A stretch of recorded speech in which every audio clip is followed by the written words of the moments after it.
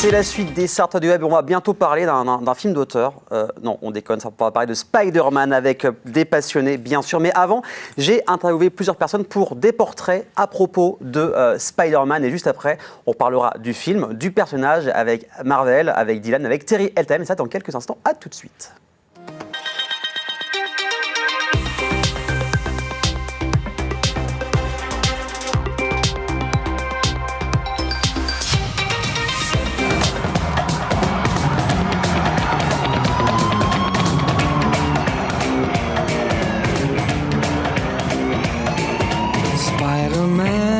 Bonjour, je m'appelle Mathéo Sapin, je fais des vidéos sur internet où je parle d'actualité pop culture et notamment Marvel, donc forcément j'ai extrêmement hâte la sortie de Spider-Man No Way Home. Bonjour, donc moi c'est Simon, je suis étudiant et animateur à la Percée de l'Histoire sur Radio Alpa.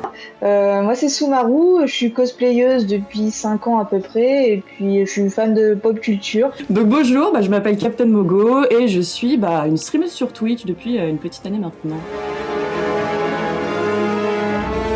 Ça doit être le premier film avec le bouffon vert qui me terrorisait à l'époque. Donc c'est pas réellement Spider-Man qui m'a plus marqué, mais plus son méchant du coup. Ah oui, c'était la trilogie de Sam Raimi. Les films, moi je suis tombée amoureuse du personnage comme ça, avec cette trilogie, ils étaient géniaux ces films. C'est un souvenir, c'est donc sur VTech. Quand j'étais tout petit, c'est la première fois que j'ai rencontré le personnage. Il y avait Spider-Man dans la jungle et on devait trouver des lettres, c'était assez étonnant. Alors mon tout premier souvenir de Spider-Man, c'était une petite poupée et pour la blague, je ne savais pas du tout ce que c'était. Pour moi c'était un homme bleu et rouge qui faisait je ne sais pas quoi. Et un jour j'ai vu le film et j'ai compris qu'il tissait des toiles et je me suis dit il est exceptionnel ce personnage. Je dirais que ça serait le film de Sam Raimi avec Tobey Maguire bien sûr. Première scène qui me vient à l'esprit, c'est quand Peter commence à découvrir ses pouvoirs et puis il commence à essayer comme ça avec sa main pour faire les gestes, pour envoyer sa toile. C'était assez drôle, c'est le premier souvenir qui me vient à l'esprit.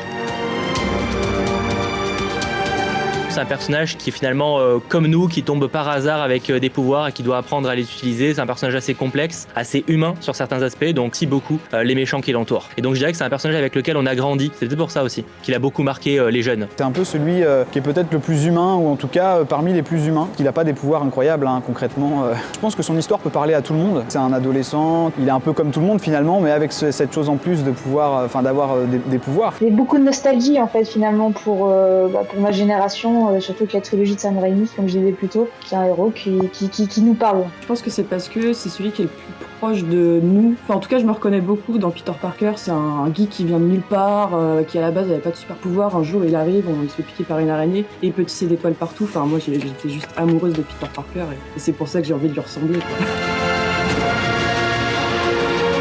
Spider-Man PS4 qui est excellentissime et je mettrais Miles Morales mais dans la même catégorie parce que pour moi ils sont équivalents en termes de qualité. Je dirais aussi Spider-Man 2 parce que voilà le Dr Octopus et ce film là c'est un de mes préférés en version live. Spider-Man New Generation aka Into the Spider-Verse en VO qui est juste pour moi l'une des meilleures adaptations en film du personnage, même si là on est plus sur Miles Morales que j'adore aussi beaucoup. Les films de Sam Raimi qui ont été je pense pour moi les plus marquants en tout cas autour du personnage. Ultimate Spider-Man pareil là a versé un peu plus mon adolescence pour le coup parce que je regardais presque tous les jours et je trouve qu'ils ont vraiment fait un super travail qui m'a traumatisé. C'est les nouvelles aventures de Spider-Man, c'est un dessin animé qui est très peu connu, qui est pas si bien dessiné que ça. Il était assez réaliste surtout dans la souffrance. Voilà, je dis comme ça, c'est pas très drôle.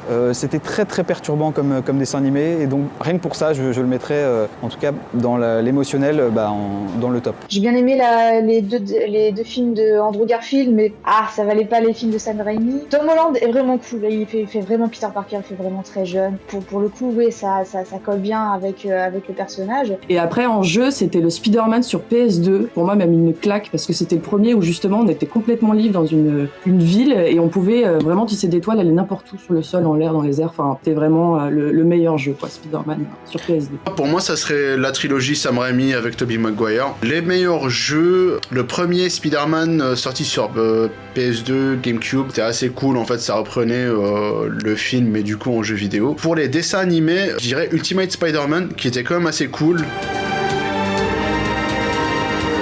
pense que ce film il est très attendu parce qu'à la fois c'est déjà un nouveau Spider-Man et globalement Spider-Man est toujours un film qui est très attendu. C'était le gars aussi de Far From Home, Homecoming et tout. Mais là surtout on parle d'un film qui va déjà ramener les différents méchants des précédents films. Donc ça c'est génial. Mais aussi qui va permettre pas forcément de conclure mais en tout cas de continuer l'histoire des films avec de la version de Sam Raimi, donc de Tobey Maguire ou encore de Andrew Garfield avec les The Amazing. Et ça c'est trop bien parce que finalement c'est à chaque fois la frustration qu'on a eue. C'est on était dans un univers et on n'a jamais eu réellement de fin à ces personnages-là. Et donc là se dire qu'ils sont de retour des fois plus de 10 ans, des décennies après, c'est assez fou et je pense que c'est vraiment ça qui crée cette hype énorme qui fait de revoir ces personnages avec lesquels on a grandi quoi. Il va probablement marquer un tournant dans l'histoire du MCU déjà. Ce serait le film de l'année tout simplement, ce serait juste extraordinaire. C'est un héros qui est extrêmement populaire de base. Il fait équipe avec Doctor Strange. C'est son 3e film solo. Personnellement, les derniers films Marvel qui sont sortis après Endgame, j'étais pas trop hypée, ça m'a pas transcendé. Je l'ai bien aimé, attention. Donc ouais, c'est vraiment l'idée de réunir les 3 Spider-Man et le multivers qui est juste exceptionnel et c'est pour ça que je l'attends. Cette année, on n'a pas eu beaucoup de films Marvel, faut le dire quand même, qui soient aussi gros que Spider-Man. On a eu les Éternels qui étaient quand même assez bons, Shang-Chi, très bonne surprise. Tu es voilà, aux Avengers, etc. Donc des très très gros films avec des très gros featuring. Mais là, du coup, c'est le seul film Marvel de cette année qui contient 2 super-héros au cinéma. J'espère qu'on aura quand même des surprises. Tout le monde s'attend à des surprises. Et pourquoi pas des retrouvailles avec peut-être d'autres Spider-Man. Pour le coup, quitte à faire du fanservice, autant y aller à fond et qu'on se fasse kiffer. Donc je dirais un maximum de références au premier film, que ce soit la version de Tobey Maguire ou Andrew Garfield. C'est les 3 Spider-Man, quoi, clairement, bah oui. Est-ce qu'on va les voir? Honnêtement, j'ai pas regardé les fan théories, je suis pas fan de tout ce qui est fan théorie. On peut toujours garder de petit espoir jusqu'à la sortie du film. Et bah c'est justement Tobey Maguire. Et s'il n'y a pas Tobey Maguire, je vais quitter la salle, ça c'est sûr, parce que je l'attends ce Tobey Maguire. C'est pas un truc précis, mais c'est ne pas souiller les conclusions de certains personnages. Je pense au Dr Octopus, qui pour moi a une très belle conclusion dans Spider-Man 2, qui a une très belle fin. Effectivement, on sait qu'il sera de retour dans cette suite. J'espère au moins que ce sera bien fait et qu'on sera pas dans la destruction de ce qu'ils avaient déjà fait, donc la version de Sam Raimi, etc. C'est traitement des méchants dans ce film. On a bien vu dans la bande-annonce déjà que j'ai l'impression qu'il va y avoir un petit tournant humoristique. Alors ça peut se comprendre parce qu'en effet, Tom Holland, donc le Peter Parker de Tom Holland, ne connaît pas ces méchants-là, donc forcément il peut les prendre avec un petit peu de recul et d'humour en disant mais tu fais pas peur. Que de surprises, bonnes ou mauvaises, mais en tout cas ça ne va être que de surprises. Peut-être qu'il y ait des incohérences scénaristiques avec les anciens Spider-Man, ça pourrait me faire un peu mal au cœur. Là je quitte la salle, direct.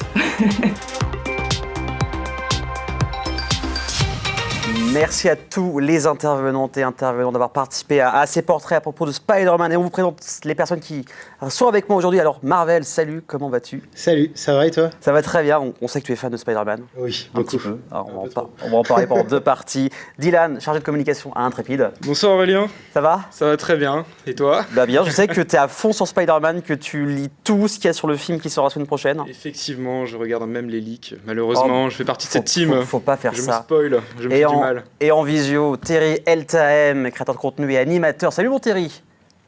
Yo, comment ça va? Bah ça va bien, content de t'avoir dans l'émission, même en visio.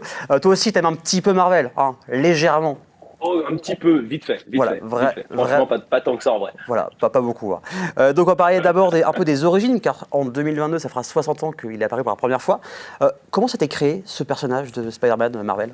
En fait, à la base, Marvel, qui s'appelait avant Timely Comics, avait une série magazine qui s'appelait Amazing Fantasy, et du coup qui parlait principalement d'horreur, donc de monstres, un peu de fantômes, tout ça. C'était une série qui marchait pas trop. Et au dernier numéro, donc le Amazing Fantasy 15, Stan Lee avait une idée d'un personnage homme araignée, sauf que tout le monde lui disait, à l'époque, l'éditeur en chef Martin Goodman, qui était éditeur de Timely et qui deviendra Marvel, disait que ça marcherait pas, que ça ferait peur aux enfants, que les araignées c'est horrible, c'est pas beau les araignées, c'est vilain, et que ça marcherait absolument pas. Sauf qu'ils avaient la série Amazing Fantasy justement, et ils savaient pas quoi en faire, et Stanley a dit bon, on va sortir le numéro 15 et ce sera le dernier, je tente de mettre mon homme araignée dedans, et puis de toute façon on verra ce que ça donne, mais on n'a rien à perdre parce que la série est en chute libre, donc, et puis c'est le dernier numéro, donc on tente.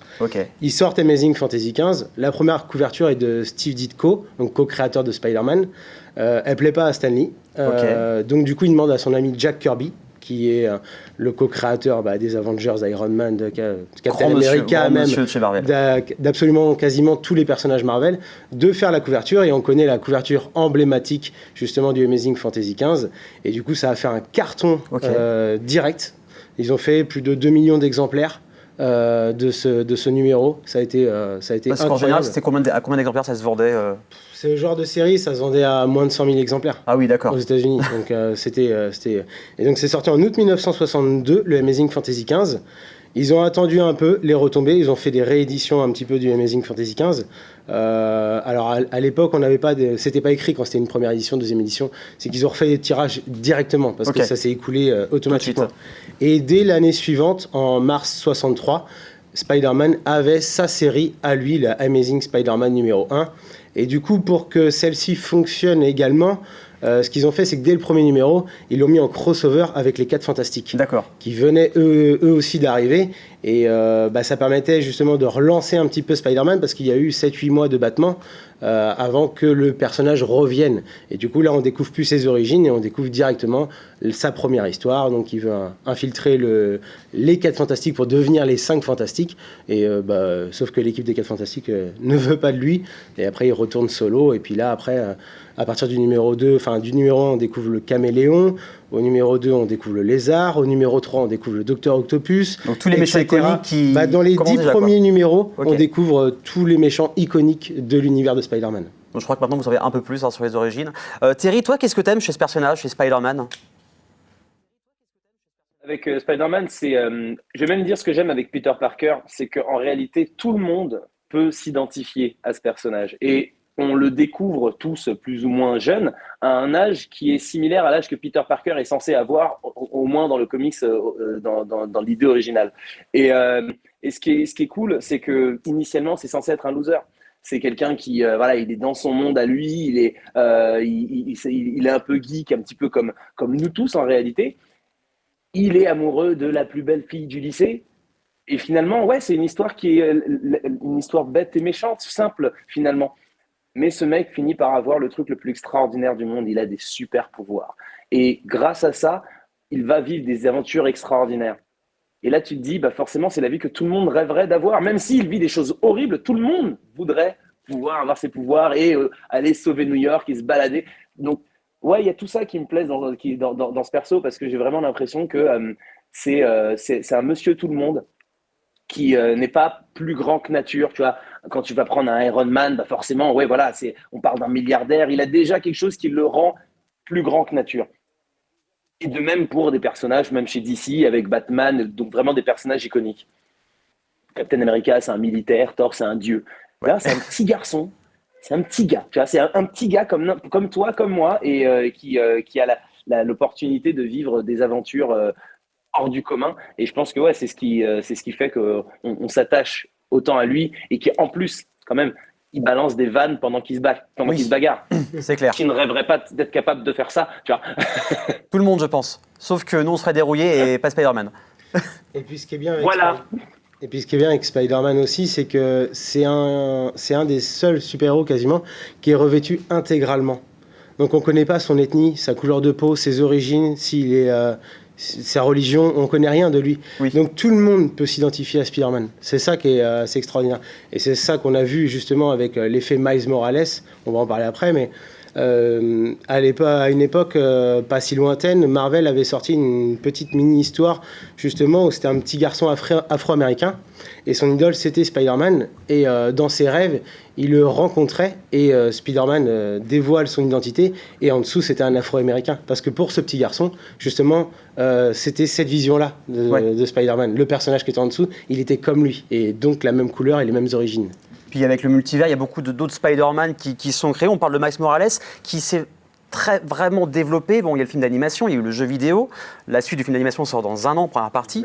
Dylan, toi, on va redire un peu Spider-Man. Toi, qu'est-ce que tu aimes chez lui? On revient un peu sur tout ce qui a été dit, C'est comme l'a dit Thierry, c'est tout l'aspect humain, d'avoir ce jeune homme qui est propulsé dans un monde qui est beaucoup plus grand que lui et de se retrouver face à des millionnaires, des super-héros qui sont déjà là en fait. C'est toute cette construction autour de lui qui va créer l'intérêt et aussi le fait que c'est quelqu'un qui souffre finalement. Il souffre énormément, il se prend énormément de dérouillés, il se prend aussi beaucoup de grosses difficultés dans sa vie. C'est l'aspect humain qui Puis il le perd rend quand même son intéressant. oncle, Tout à fait. la perte d'un être cher. Le drame enfin, qui va marquer c'est ça. tout son combat. C'est un peu comme tous les super-héros quelque part. Hein. Oui. Je pense que c'est un petit peu c'est le kit starter pour devenir un super-héros. Faut au moins perdre un membre de sa famille. C'est pas cool. C'est compliqué, mais c'est pas cool quand même. Du coup, avant de parler du film juste après la pub, Terry, toi, tu te rappelles de ton premier souvenir de Spider-Man où tu t'es dit oh, c'est trop bien, je vais Ah être lui. oui. C'était quoi? Mon premier souvenir de Spider-Man, ça reste le film de Sam Raimi qui a été une véritable claque pour moi parce que à ce moment-là, même si j'avais eu l'occasion de le voir en papier, mais j'avais pas véritablement accroché, j'étais beaucoup plus intéressé par l'univers des X-Men. Donc quand j'ai découvert vraiment ce personnage, ça a été dans le film. Et c'est d'ailleurs une chose que je trouve vraiment intéressante, c'est de se dire que je suis sûr que ce film a créé un nombre incalculable de geeks. Et ça, c'est beau. Je trouve qu'il y a quelque chose qui est super intéressant de se dire que toute une génération est née grâce à un film. Certes, un personnage qui existait depuis plusieurs générations avant, mais quand même, il y a aujourd'hui... c'est marrant parce que quand on va parler aux gens, on va leur demander c'est qui ton super-héros préféré, ils vont tous nous citer plein de gens. Et souvent, Spider-Man, il est un petit peu laissé de côté, on l'oublie. Alors que pourtant, c'est celui qui est dans nos vies depuis le début et c'est celui qui nous a certainement rendu geek pour la plupart. C'est clair, c'est clair. Et le film de Sam Raimi revient énormément. Toi, Alex, ton premier souvenir de l'homme araignée? Moi, ça doit être la série animée de 1994. Je pense que sur c'est pas... TF1. Ouais. Excellente série animée Avec d'ailleurs. la voix horrible du caïd. Oui, c'est vrai. Très stridente. Donc ça t'a marqué. Et toi, Dylan, ton premier souvenir de l'homme araignée? Ça doit être une séance dans le mois d'août de juillet 2004 sur Spider-Man 2, du coup, Ok. directement. Donc j'étais très jeune à l'époque, j'avais 4-5 ans, mais j'ai attaqué direct par ça. Donc ça reste quand même encore Sam Raimi qui a marqué des générations de geeks et de passionnés. Donc la recette qui marche, on peut le résumer, quelqu'un de très simple. Il lui arrive des bricoles, si on reste poli, et il se bat pour sauver les gens, c'est ça? Exactement, C'est ça. tout à fait. Et de toute façon, après, on va parler dans quelques instants des films et surtout du prochain film, Spider-Man No Way Home, où on évite un peu les spoilers. Promis, on ne va pas raconter de spoilers, ne pas vous gâcher le film, bien évidemment. Ça, c'est dans quelques instants. À tout de suite.